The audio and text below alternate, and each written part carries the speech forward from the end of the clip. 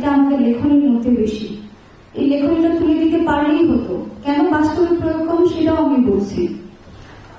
আমার জন্মসূত্রে আমি যশোরের মেয়ে, আমার দাদার বাড়ি যশোর, নানার বাড়ি নেত্রকোনা। ছোট থেকে আমি বড় হয়েছে, আমার স্কুল জীবন কেটেছে নেত্রকোনায়। নেত্রকোনায় সদরে তো আমার নানার বাড়ি, পূর্বধলা আপনারা এখানে নিশ্চয়ই চেনেন, পূর্বধলায় আমার এক খালার বাড়ি, ঝাঙ্গাই ওখানে আরেক মামার বাড়ি, দুর্গাপুর সেখানে মামার বাড়ি, কলমাকান্দাতে এক মামার বাড়ি, শ্যামগঞ্জে খালার বাড়ি। তো আমি পুরো নেত্রকোনার আশপাশ জুড়ে সব আত্মীয় স্বজন ভর্তি আমার, এবং আমি নেত্রকোনার ভাষাও পারি। কেমন আছেন কিটা বলুন, দেখেন তারপর একটা বলতাম খাইতে না চলে আসতে।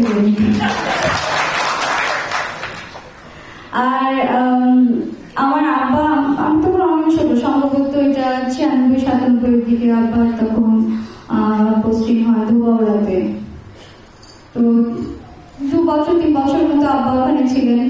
তো ধুবাওড়াতে থাকার কারণে ওখানে আশপাশে বিভিন্ন, যেটা আমরা এখন বলছি জাতি না বলে বলে উপজাতি, অনেকের সাথে আমার দেখা হয়েছে, চলা হয়েছে। নেত্রকোনায় থাকার জন্য, নেত্রকোনায় কিন্তু অনেক হিন্দু ধর্মের মানুষের বসবাস, আমরা তাদের সাথে বড় হয়েছি। আমি যার কাছে গান শিখেছি সুজন চট্টোপাধ্যায়, তিনি একজন হিন্দু ধর্মের মানুষ। ওনার বাসায় যখন গান করতে শিখতে যেতাম আর কি, সেই দুপুরে যেতাম, দুপুরে গিয়ে খাওয়া দাওয়া করে, মানে কতক্ষণ প্র্যাকটিস করে খাওয়া দাওয়া করে তারপরে আবার কিছুক্ষণ প্র্যাকটিস করে তারপর আসতাম। তো সেটা আমার কখন মনে হয় আমি হিন্দু বাড়িতে যাচ্ছি। আমার এতগুলো কথা মানে হচ্ছে আমরা ছোট থেকে এখন পর্যন্ত আমি কথার কথা বলছি না, বা এখানে বক্তব্য দিতে হবে তাই আমি একটা সমতার কথা বলছি, ওই গল্প করছি তা না। আমার বাসায় একজন নিয়মিত বিউটিশিয়ান আসে, বয়স হচ্ছে তো এখন বিউটিশিয়ানের দরকার হয়। ওর নাম মিতালি দুরাম, ও গারো। তো আমি কখনো গারো, হাজং, হিন্দু, বৌদ্ধ, মুসলমান এরকম আলাদা করে দেখিনি, ওরকম বড় হিন্দু।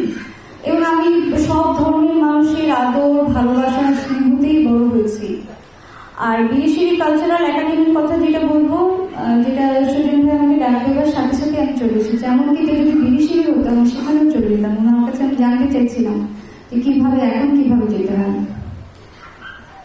বিএসসি কালচারাল একাডেমিতে এটা 1999 সালের কথা হতো। বিএসসি কালচারাল একাডেমিতে একটা অনুষ্ঠান হবে, ঢাকা থেকে অনেক মানুষজন যাবে, পৃথিবীর থেকে লোক যাবে। নেত্রকোনা শিল্পকলা একাডেমিও ভেবেছে আমরাও একটা অনুষ্ঠান করবো।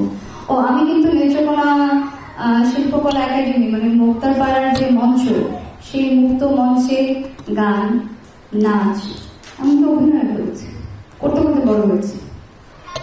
তো আমরা তখন যাবো